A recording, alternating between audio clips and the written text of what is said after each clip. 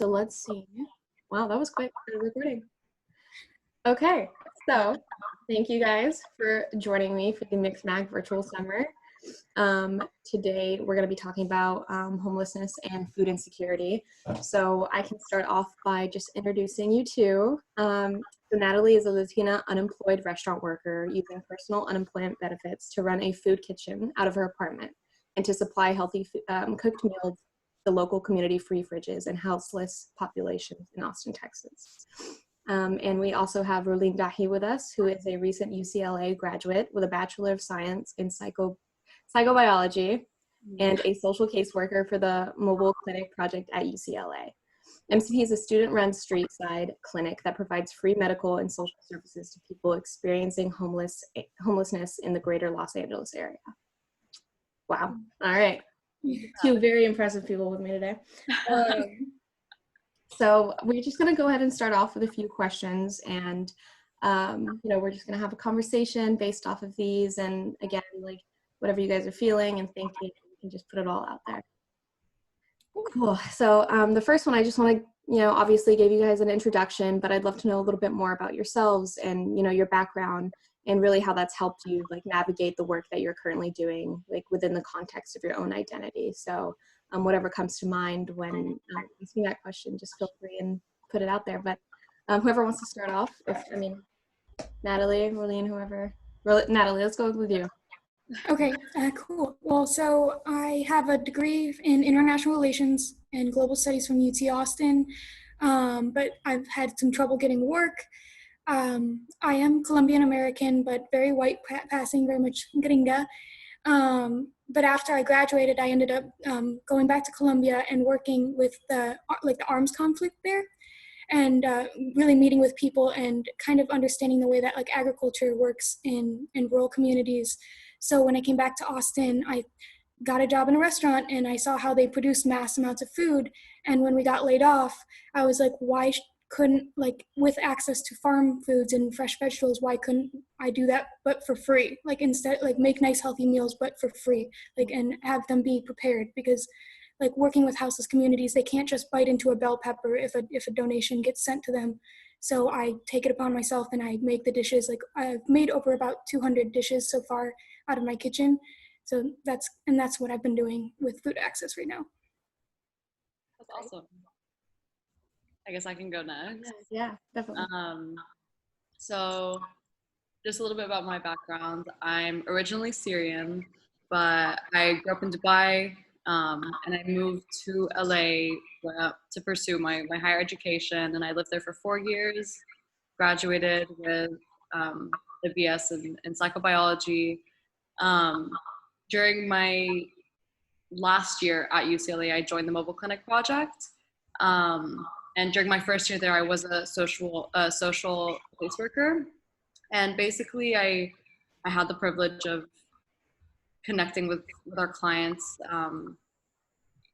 from all over LA, guiding conversations, creating, a compassionate and like safe environment for them to share whatever they felt comfortable sharing with me.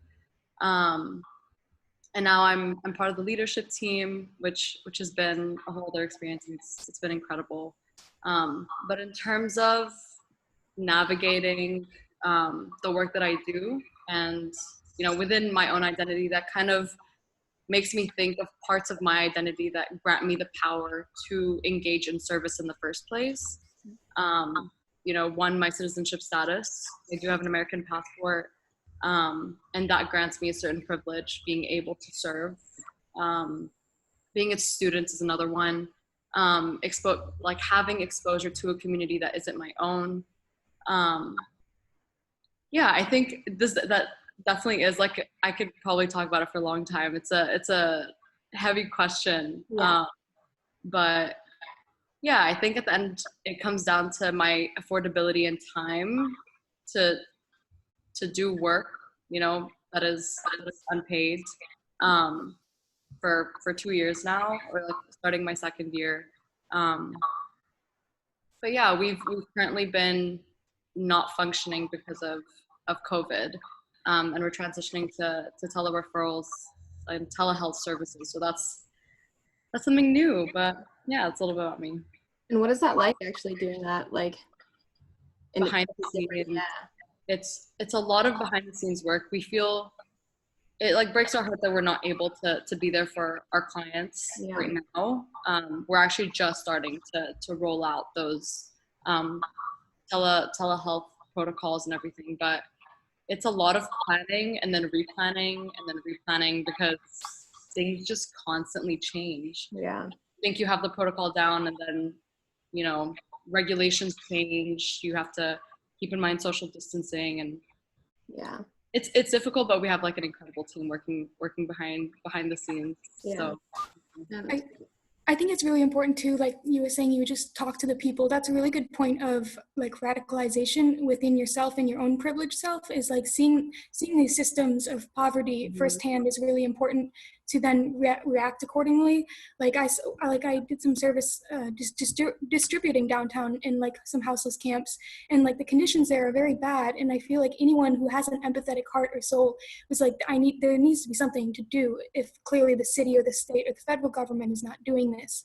So I think it's really important to talk to people, and again treat people like they're human, and you therefore like it strikes an inherent need to, or want to help out in whatever capacity you can, and that's Yeah, I think that's the tough part about it too, is like, especially at the peak of, I mean, I'm just basing this off of because I've been in New York this entire time during the pandemic, but everyone was quarantined to the extent of, not even leaving your house for a walk or going to the grocery store. So what you're hearing doesn't really translate necessarily versus what's actually happening out there. So I think, as you said, Natalie, like a lot of the times it's more so like you're seeing, like when you come into contact with that, when you're seeing firsthandedly like the damage that is happening to communities, to people, to individuals, like that's what really, like it really shapes. Like I know within like any work that I've done previously for in activism, like a lot of it, like I would like to hope that I would do it outside of who I am now, but I think a lot of it definitely is shaped because I saw what my own family was enduring, and like what people I knew were just like countries in which I've been to, you know what I mean? So I think that it really takes like shape into that. Exactly, because I think that a lot of times with politics right now in the current state of things is people are really desensitized to violence or systems, or they can choose to look away if they want to. But that's act of like direct service to the community, to the people around you, your neighbors who you don't even maybe not know, but like see that like they're doing badly, and you're like, what is our government doing about this? Nothing. Okay, cool. Like, well, now it's in the hands of regular people like us to kind of like feel and want to help out in whatever way that we can. Yeah, definitely. Great. Well, I mean, I don't know if this was technically answered, but if not, like just how you first started, Natalie, I know that you said going to Columbia and everything, but getting involved with the issues surrounding homelessness and food insecurity, like that motivation, I guess, we hit that is basically, it can be rooted in identity. It's rooted in, handedly seeing what's happening to your own communities and to individuals. But if there's anything else you guys want to touch on that. Yeah, I mean, honestly, I got the idea by just literally scrolling through Instagram. I saw that there was a free fridge on Instagram in Austin, and I was like, that's so cool. I reached out to the organizer. I asked, like, what else, like, specifically would you need? And she's like, well, a lot of people are donating vegetables and stuff, and that's the whole argument. Like, some people, like, walking by don't have a kitchen or whatever. They're living in the streets. Fresh prepared foods is a good thing to contribute if you can, like packaged. And also I think that it puts a lot of like, cooking is an intimate thing, and you're cooking for lots of people with care, and that's kind of a cool idea versus like like Whole Foods donates their stuff, but Whole Foods is the reason for a lot of the gentrification within Austin itself, because it's Amazon owned, it's corporation owned. But this is like more of a grassroots making food for the people, by the people, for free, essentially with donations, but for free. Yeah. That's really awesome. I think for me, what kind of radicalized me or motivated me to start was this shock that I experienced when I first moved to LA. Homelessness and like housing insecurity is not as like prominent in Dubai, where I grew up. And, homelessness also looks very different in Another even country. across cities. Yeah. Yes. Very Mhm. different.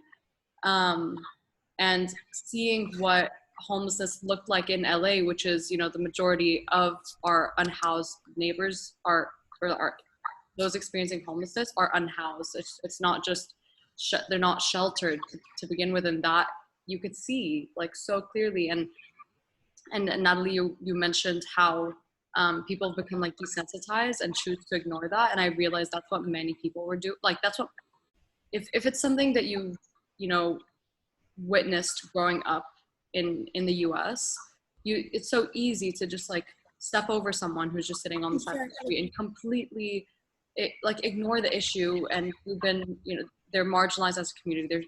There's a huge stigma surrounding it, and I noticed that like as soon as I moved here, and that shock just that people are not afforded the basic rights and protections that I'm able to have.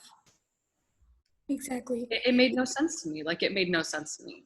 And It's go yeah, go ahead. ahead. Sorry. Yeah, go ahead. It can be very dehumanizing of a person. I studied abroad in Cuba, and there's like there are lots of homeless cats and dogs, and I was like, oh, that makes me sad. But then I looked around and I was like, there are no homeless people. So like that sounds like a really great place, to be like low on your luck because people are housed. So when people bring up scary words like socialism, it's like, I mean, there's homeless cats and dogs in Cuba, but there's homeless human beings in the United States, and no one is doing that about it. Yeah. Like how much affordable pet care clinics can you get in the United States versus like low income clinics that like what you're doing. Yeah. So I think it's about like the humanity. It's literally about humanity. Yeah. And also just to like tie that into food insecurity, like working with my clients and, you know, volunteering at our local soup kitchen, I just realized as well like how much food insecurity ties into the health of so many of our clients. Exactly. Like, directly correlated, not just ties. Like they're Yeah. very, very, you know, closely related. And just seeing that even once I got involved, and I'm learning a lot more, you know, as my work continues. But I think that's another reason as to, you know, why I got involved or how I got involved. Yeah, Yeah. and it's also like this pandemic has shown problems within the infrastructure of the United States because people who are like ill health are more likely to be affected by coronavirus, whereas a lot of like wealthy white people or wealthy people in general can afford to have like green juices. But when you're houseless, like you're maybe relying off of panhandling money, which is just cash, and usually they're pushed into an area where there's only McDonald's or whatever, and they can afford that meal, but that's not healthy. Yeah. So that's food access. And here specifically in Austin and in Texas, like there are so many rural communities without a doctor in town. Like I know Citrine's father is a doctor in Corpus, like giving access in Corpus Christi, Texas. But if you go out to the smaller communities, there is not a single doctor there. But there are McDonald's, all the types of fast food.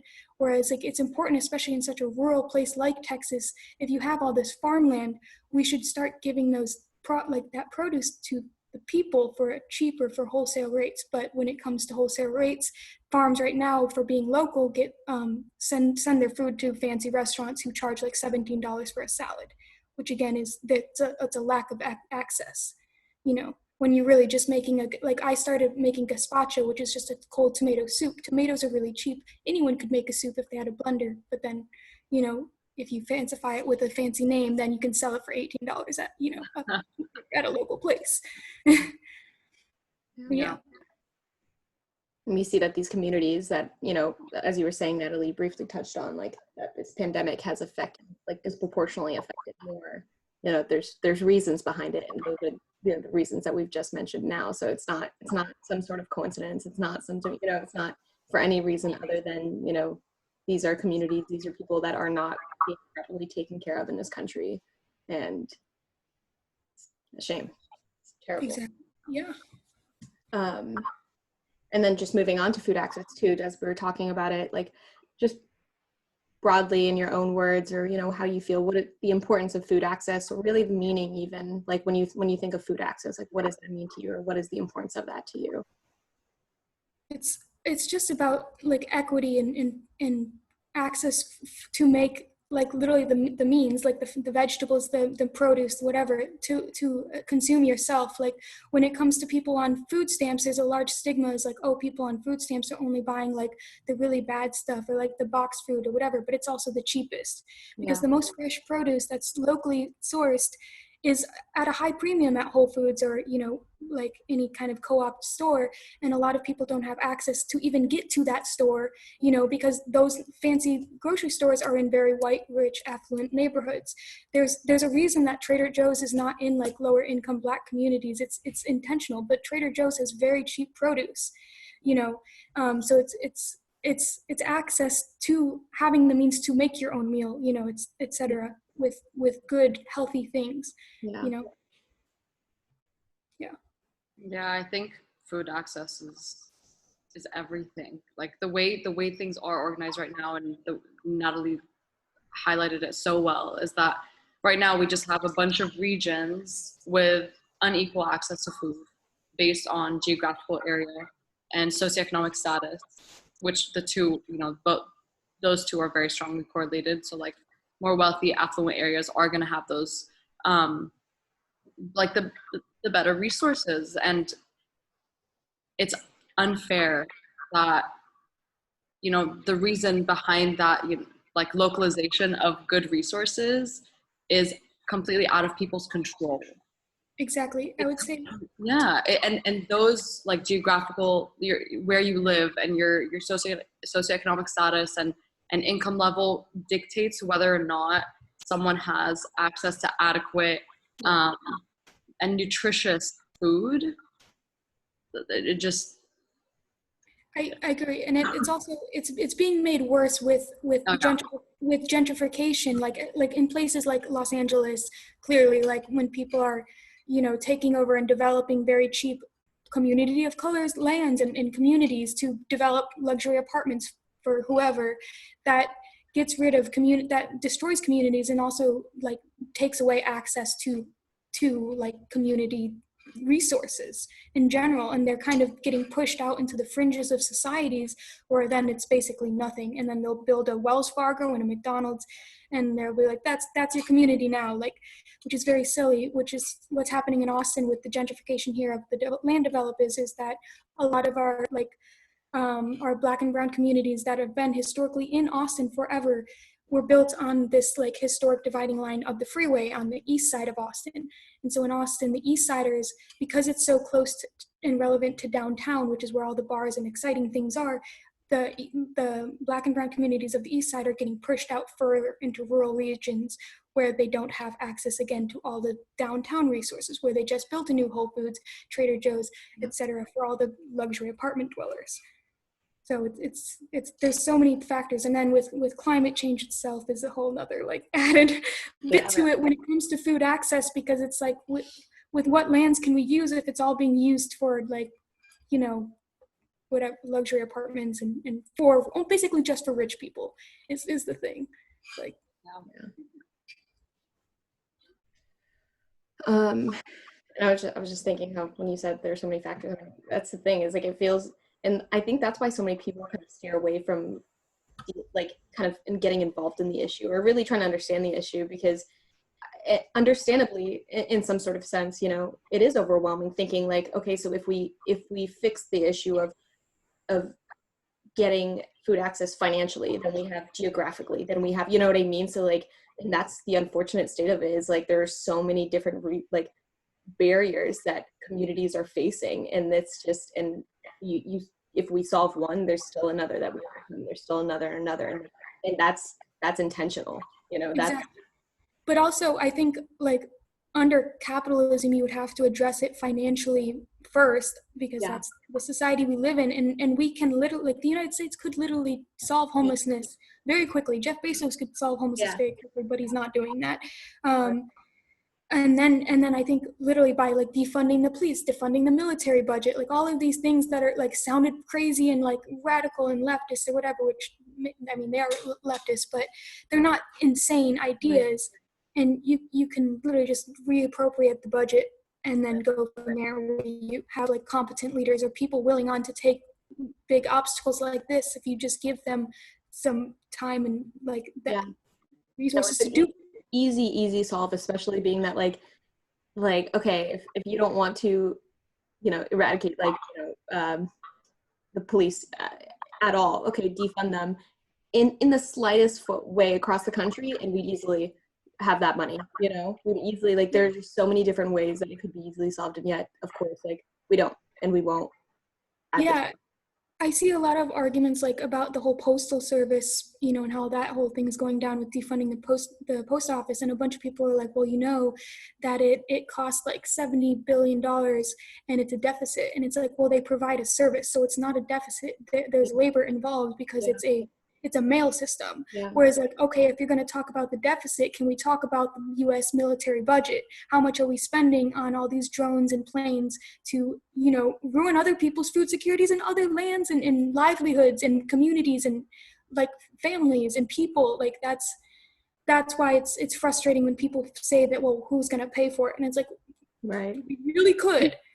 No, especially also, like, just bouncing off that, not, this might be completely off topic, but I mean, in a sense it's related, but with all this money going to the military, and people have this mindset of like the other, and like us, or like, that's country so far removed from like, who I am or where I am, and it's like, this is us doing, and this Exactly. is you, as like, you are directly involved in the issues in these countries that you feel you have no association to. Our taxpayer money is going to bomb those places. Exactly. Like, it is your doing, and it is our blood on our, it's their blood on our hands because of that, and that's what I really don't understand. Like, when I've had issues with presidential candidates, and it's like, okay, like, looking past the foreign policy, like, can't you just like, and it's like, no, like, what are you talking about? Like, it's not about me, it's about it's about everything, that, like, the way that this country just affects our population, but so many others in addition to it, And it's like the importance of looking at like, yeah, you at foreign policy in the United States, look what happened to our own citizens, look what's happening in Portland and Seattle, where they're occupying fucking Portland and Seattle with military people. And it's like, you guys, this is why it's important to pay attention to foreign policy, because then it ultimately comes back to you, because they have no one else to blow up apparently except us. Right. Because You're they not just far away from it as you seem. Exactly. And like, I would say it's interesting that like us three are talking, because we're all kind of children of like a diaspora. Like, my dad is Colombian, and he left Colombia because of all the paramilitary action there. And who paid for the U.S. for the Colombian paramilitaries? The United States did, and that's why there's so much destabilization today. They're having their own riot. They had riots last night against police brutality in Bogota. And so it's like, all of this is like, when the United States sneezes, the whole world catches a cold. It's like a quote that I've heard, but it's very true. Yeah. No, it is very, very true. Wow, I like that a lot. I haven't heard that. But it's a bad sign for, I feel like, the globe, because the United States has a pretty bad sneeze right now with its economy, etc. Yeah. Yep. I think we all just got a little furious. Like, I can feel us like just pissed off right now. Sorry, I feel like that's like me just getting Natalie, I feel like we should be on my patio in Austin smoking a cigarette at like 2 a.m. This feels way too familiar. Just like drinking alone, sorry, being like, and this is fucked up, and we're like, yeah, like Exactly. Yeah, I feel like we can talk about this for quite a long time, actually. Yeah. So then just my next question, in terms of food distribution. So I know that both of you guys have worked directly in distributing food within communities, whether that be Austin or LA. And so just going off that, like, can you tell us a little bit, of what you witnessed and like the conditions you saw, and like, as I said, or as we were speaking before, a lot of that ties into how people start to get, you witness what's going on firsthandedly, and you see this with your own eyes, and that kind of pushes you. But what exactly was that you saw whenever during the food distributions? I think I can speak to this more broadly in terms of how operations have changed, like, in general, because my experience has been with a food bank and soup kitchen that's been around for quite a long time. And they're quite like an established organization. And I think just in general, like due to COVID, most, if not all service providers, like whether that be, food or housing or legal or employment services, all service providers have drastically, cut down and limited the services that they're able to provide. And, naturally food services have transitioned to a more, low contact to go options versus the like sit down dining experience. And I think the sit down dining experience is like quite important. From my experience doing that, the shift is definitely different. You don't have that opportunity to like interact with people anymore. And so it's so much more, fast. You're not able to like engage and truly be of support beyond the food that you're providing. In terms of like donations, I could say that like donations and funding has remained like stable, but the issue is the demand has drastically increased because now we don't just have people that are unhoused who, rely on these services on a regular day-to-day basis. Now we have housed folks who are, let's say, unemployed and don't qualify for unemployment insurance, who are now also using these services. And so the demand has just, I think what I've seen is demand has drastically increased with no supply, and also lack of volunteers because of COVID. Like you said, people just stopped going outside. So even for me, I used to be a regular volunteer, and then because I'm associated with UCLA, we automatically, like the students, we're not insured, we stopped. And I imagine that a lot of other volunteers also had to stop going before, organizations figured out, okay, like, what are we doing? What is the game plan? And we didn't have that much guidance from our government.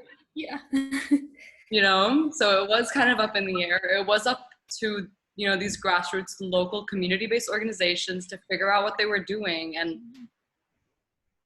on like the end of our clients who rely on these services, I can't even imagine like what I can't even begin to speak on behalf of them with how things have changed due to COVID, because the changes are just so drastic, even outside of just food. Yeah. I would say that access is a big important thing that definitely changed after COVID because of the pandemic. I think people were literally like, there's always panhandlers at every stoplight under the interstate bridge. And for people were afraid to even roll down their window because they've already have these preconceived notions that houseless people are dirty or whatever. So they separate, that's a separation. But when COVID hit, and like no one's like, oh, I'm not going to roll down my window at all. So then they lacked like anyone giving them anything for quite a few months. And when I went to downtown Austin just last month, which used to be like a very bustling hub of like entertainment and all this stuff, there were people, I saw a dead person in the street. Like the situations were bad, and the fact that like no one else is going down there.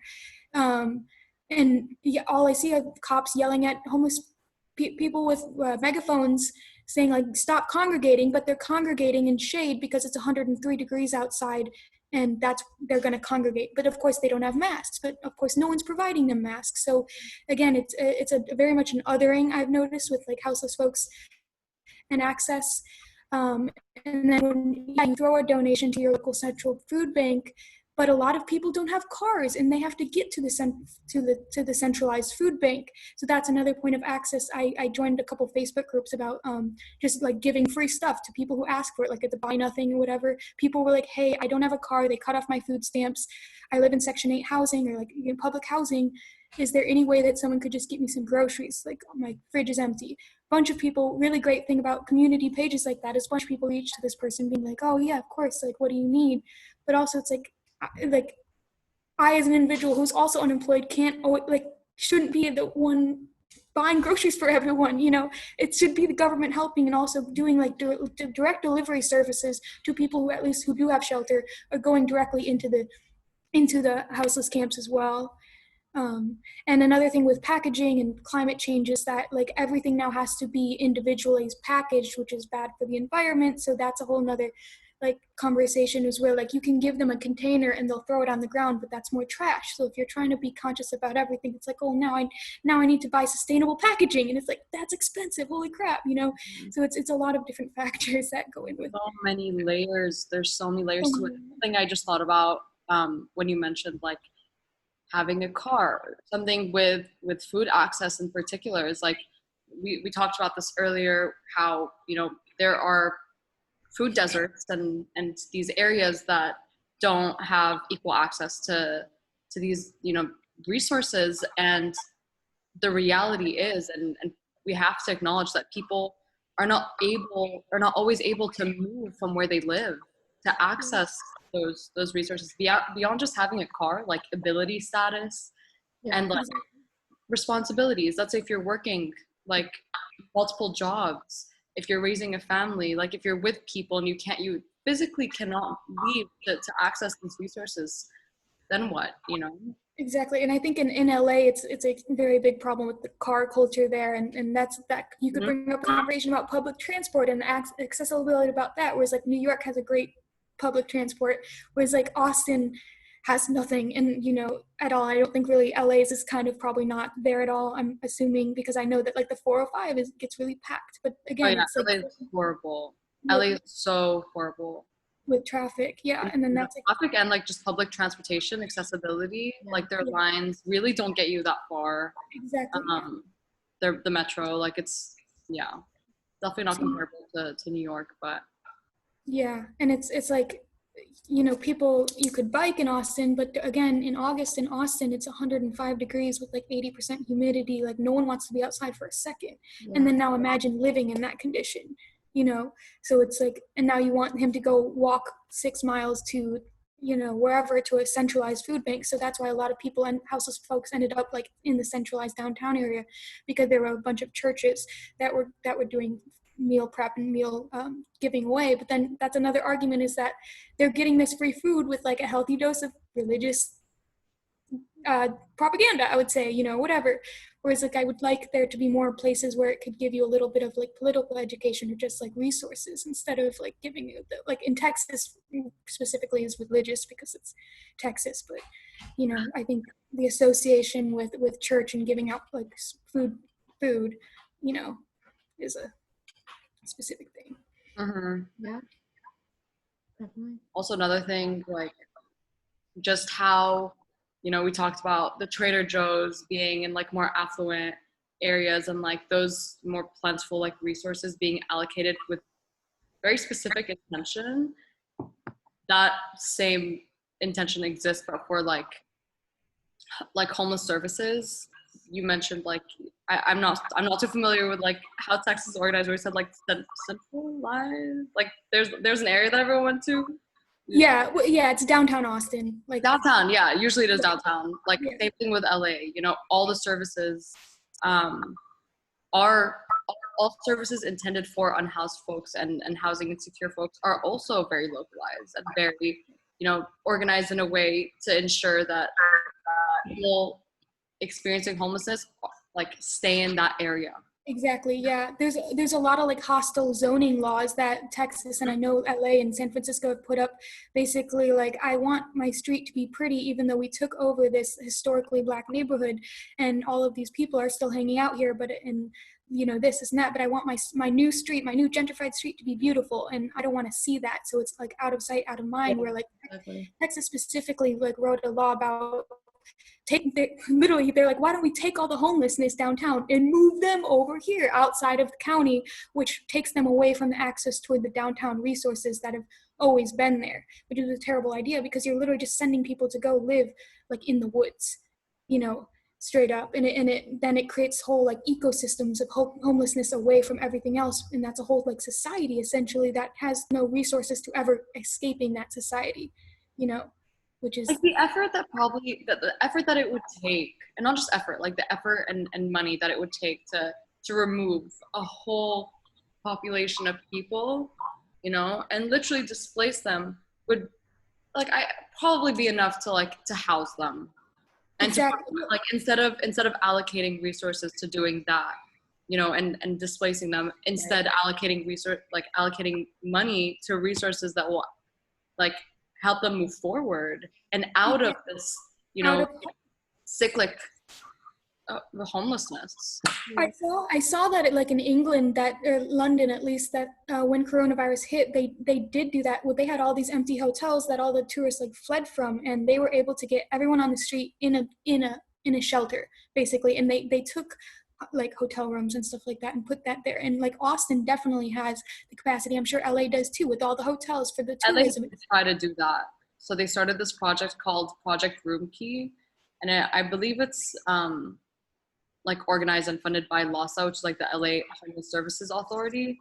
And they did try starting that, which was like it was like kind of exciting news at the beginning of COVID, because of course, like when the pandemic first hit, like our first thoughts were, what if you cannot shelter? What if you cannot quarantine and don't have access to like you don't have the capacity to isolate? But there's a lot, even within that project, you know, trying to get folks on the streets into empty hotel rooms, there were so many issues with, like, you know, people in really like fancy hotels didn't want, you know how some hotels are like half residents and like half, the residents were like, we don't want unhoused folks, we don't want people on the streets in our hotels. And well, you know, like NIMBYs. Exactly. Yes. Yeah. Yeah, and then like again, say that we couldn't do that is very silly, because literally the Department of Homeland Security is putting like undocumented folks in like La Quintas on the border. La Quintas are hotels, like it's a hotel chain, like very prominent hotel chains that you've heard of, like Motel 6 or whatever. They're doing that to undocumented folks to then later deport them. And everyone got mad, like why are these big brand names working with the Department of Homeland Security to illegally incarcerate people in a hotel room? But think, if you have a better point of view, they could be doing this for houseless people in a better like intentional way, but right. So they are doing it just for the wrong reason. So, and it's silly that people would say, well, I don't want to share a hotel or whatever with homeless people. It's like, I mean, if you go to a La Quinta right now, you could be sharing it with people who are being held against their will. So yeah, exactly. Priorities, homies. In terms of like, do we have the capacity? Yes, we do. It's a very simple answer, but yeah, I think destigmatizing houselessness and like people's relationship to houselessness is a big thing too. When like people need to realize that they're a lot closer to being houseless than they are to ever being a billionaire. So you know, just have some empathy. Like one medical like diagnosis can get you this. Yeah. No, it can literally happen to anyone, and I think many people have completely like disconnected themselves and have this false notion that they are in no way related to folks living on the streets, which is just false. Like it could be anyone. Yeah. Off on a little tangent there. Well, and to touch on, I guess, like a little bit about Austin gentrification is like when I was downtown looking at the homelessness, it was about 90% Black, whereas Austin is very much white and Latino now. Yeah. And the neighborhoods in Austin that are being gentrified for these luxury apartments were the historically Black and Latino neighborhoods. And they were all like majority elderly, like Black folks. And that's really sad. Like you ask them like, hey, like, where are you from? They're usually say from Austin, and it's because, you know, developers have bought out their land and it's been unused, you know, whatever, and get their housing taken away and their access to resources taken away, and then they're on the streets. And it's like, these people are more Austinites than I am. I'm from Detroit, so like they have a better claim to having a house in Austin than I do, you know. So it's just really upsetting too. I think it's important also, to whatever. Sorry. Like I want to see like 8 more things, and I'm like, you know, I'm kind of rambling. I know, I feel you. Also, this ties so heavily into the BLM movement, like exactly. And you know, most of the clients that we serve as mobile clinic are Black and elderly. So you see that not only, like, I think you can see that across all of the United States. Black folks are disproportionately make up the unhoused population, and And yeah. it's due to racist policing in their neighborhoods. Like Austin's police budget is half of the entire city budget. It's $400 million, and it's like, why do we need that much? Why do we need half of our tax-paying money to go to the cops when they're clearly, like, during the uprisings, they were just recklessly with reckless abandon shooting people. And it's like, if you do bad at a job, you get demoted or you get, like, fired. And they're not doing that to cops. They're emboldening them and throwing more money at them, saying that'll probably fix and reform the problem. And clearly, especially a lot of Black organizers have been saying they're abolitionists. They've been researching the correct ways to go about, like, defunding the police or whatever, and no one's listening. That's the politics of where we're at right now. No one listens to the actual demands, which are not insane demands of the Black Lives Matter movement. It's like, hey, can we reallocate some money? And they're like, no, that's too scary, etc. It's like, it's really not scary. We're gonna reform a few things, and it's like, what if you not, like, time and time again, like we've seen, like, that reform doesn't work. It's not working. It's not working. Yeah. We can try, like, and it's like, oh, like, wouldn't you want this as opposed to nothing right now? Like, we will get to like abolishing soon, but, like, this is like a step. It's like stepping stones at this point, like, don't exist. Like, they just don't. Like, we've seen time and time again, and like I know that they had certain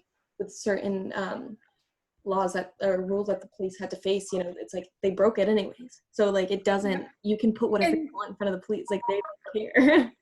And the reforms that they talk about, when you're like, the way that we consume news is very much like reading the title and being like, yes, or like, that sucks.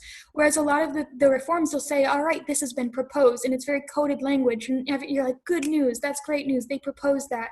But it's really up about, like, you really need to continuously be a part of the political system to hold people accountable, hold politicians accountable for things and platitudes that they say that they're going to do. Because a lot, like, I think I saw in Brooklyn or somewhere, they said that they were going to defund the police, and everyone was like, oh, cool. And then they basically just rebranded the police as like school officers. So they're just moving this branch of the cops to more Brooklyn schools, which is very unfair. And it's the same, like, why are there so many police officers in schools? In schools, like, to begin with, exactly. The whole reform movement is frustrating. To say the least. Frustrating, to say the least. Yeah. Well, for now, I'm going to stop the recording, and just let me go ahead and I don't think we have to say bye or anything, but I think we can just sign off. Let me go ahead and pause it. Does that work for everyone? We can say some last things. Do you guys, anything else that you guys want to end it on? I think I kind of like your last question. Yeah, actually, I think that's a good idea. I was gonna say, like, let's just go ahead and end it on a more, like, what are more tangible ways you can get involved? Yeah. Oh wait, hold on. Let me pull it up. Okay, so I'll just go ahead and end it with the last question being, thinking broadly, what would you say we can do collectively and through individual actions to eradicate homelessness? Natalie, do you want to go? Sure, yeah. Tangibly, I would say that it's again, holding politicians responsible, show up, be loud, harass them, get angry at them, and don't get disheartened from it, but basically, continue the work, like community organizing with people, but make sure that you hold the people in power accountable. I think with, like, the internet culture, a good thing is kind of like the cancel culture. I think cancel culture for politicians is a very good idea with public sentiment. But ultimately, like, eradicating houselessness, I think, can be done in this lifetime. It's just, again, like, making sure that people who have the access to the resources to that, like, our city manager is getting very harassed right now, because he has the keys to drawing up the budget. And people showed up to his house every day on the streets, organizing to make sure that they would, like, draft a budget that reflected what the citizens wanted. So I think it's really much like showing up in the political process is how you can get political issues solved. Yeah. I think a great way is to start local. Like Yes. the systems in place are so difficult to navigate. And I say that as someone who has access, who's extremely privileged and has access to, you know, resources that break down the resources that are available and the systems that are in place. And so like just starting local, you know, people have been working towards, you know, alleviating and eradicating homelessness for a long time. And there are experts in this field who know what they're doing. There's research based, like research on this field, like in this field that is heading, you know, in a really good direction. And, you know, like ask questions, reach out to these local organizations and volunteer, like at any capacity that you're able to. Like food service is probably like one of the easiest things you can do.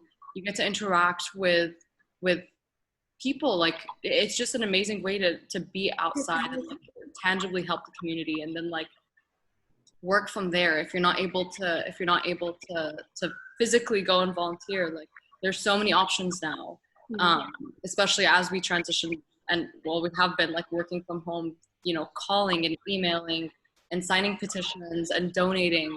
There's so many amazing local organizations, like working with even like subpopulations within the unhoused population. But there's so much to do, and it is easy to get disheartened, but the resources are there. Yeah. And I think, you know, when you do have privilege, you have to recognize that and recognize that you have the power to speak out on behalf, not on behalf, but you have the power to speak out on these issues. Whereas, you know, like right now I'm so lucky to have this space to talk about this, but I'm elevating the voices of those that aren't given these spaces.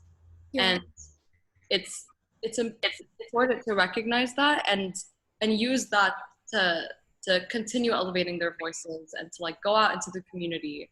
Also, another thing I just want to add, I feel almost ridiculous adding, and Natalie, you actually said this right at the beginning of this video, to treat people like they're human.